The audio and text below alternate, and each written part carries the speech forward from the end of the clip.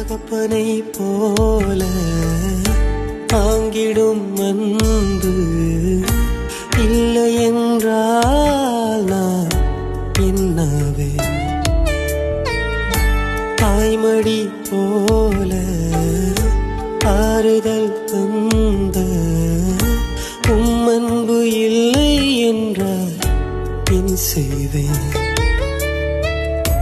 நான் தடம் மாறின வேளை உன் கரம் தாங்கியதே. நான் மனம் சோர்கின்ற வேளை உன் கரம் தேற்றியதே. உம்மை நானும் நினைக்காமல் தினம் தினம் நான் நிந்தித்தேன்.